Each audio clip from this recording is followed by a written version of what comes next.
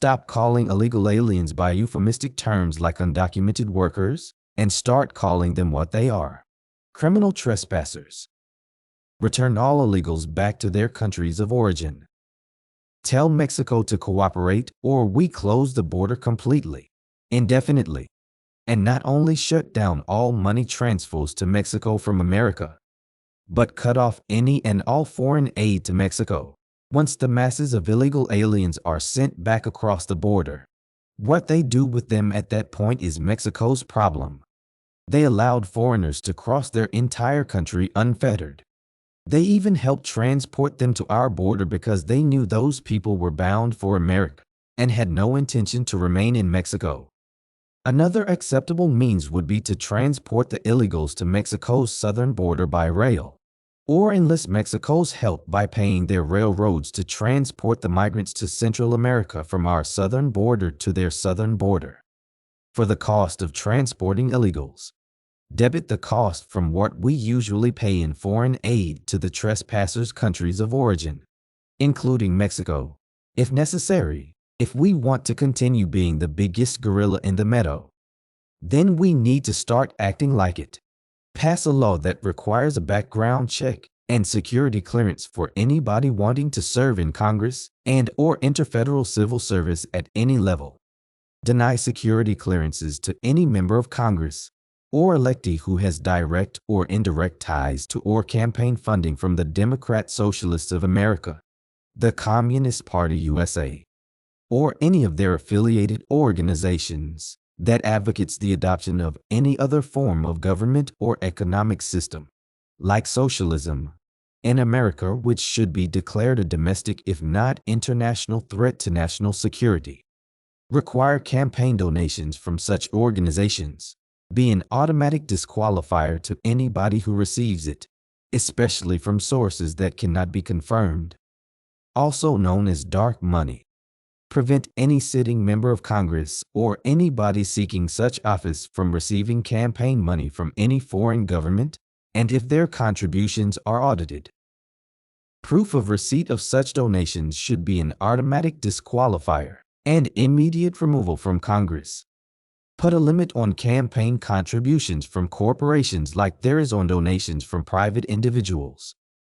Otherwise, the candidate who can raise the most money A. may become a slave to the biggest contributors with an nefarious agenda in mind, and B. will be in a better position to win an election because of money instead of being elected in honest competition. Most of all, make it a requirement for anybody serving or seeking a political office at the federal level from the time the law is passed must be a natural-born citizen just like president or vice president.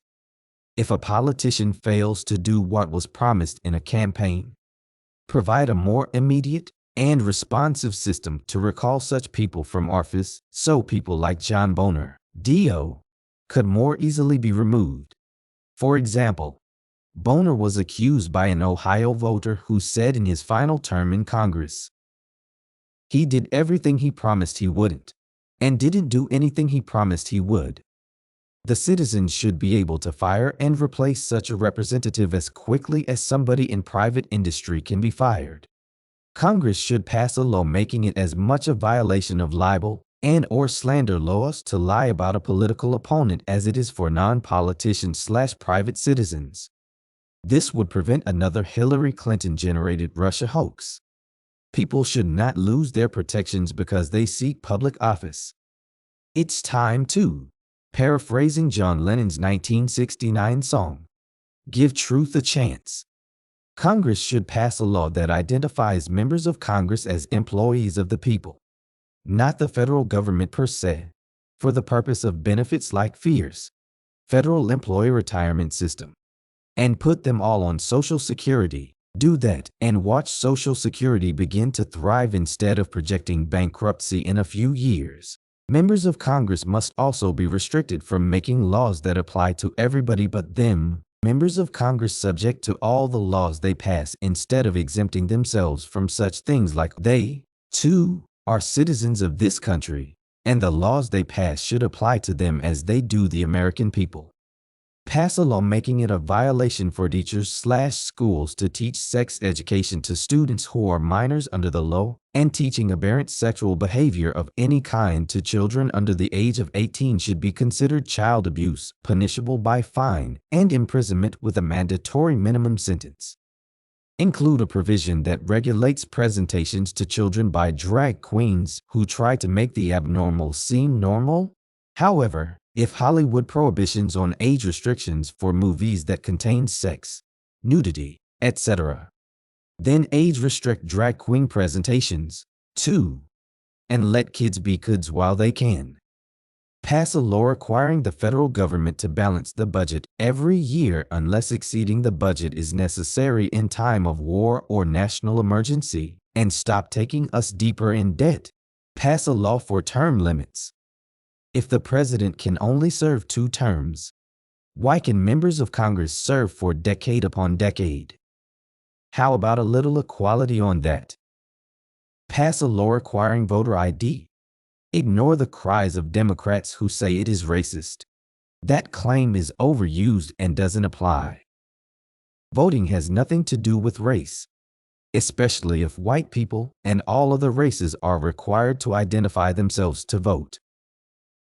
If we've learned anything from the information presented above, we know the whole plan to flood America with millions of illegal aliens was intended to give Democrats a permanent hold on political power and make America a one-party country. Voter ID laws will make that more difficult since it makes it harder for them to cheat. Have the House Committee on the Judiciary keep a close eye on every federal judge Biden nominated to all levels. His nomination sought to put radical political hacks into the judiciary instead of qualified, experienced, and erudite jurists who will uphold the Constitution. If they begin to legislate from the bench, or if they become highly partisan in their decisions, or fail to uphold the standards we expect of them, remove them from the job. Federal judges are usually considered too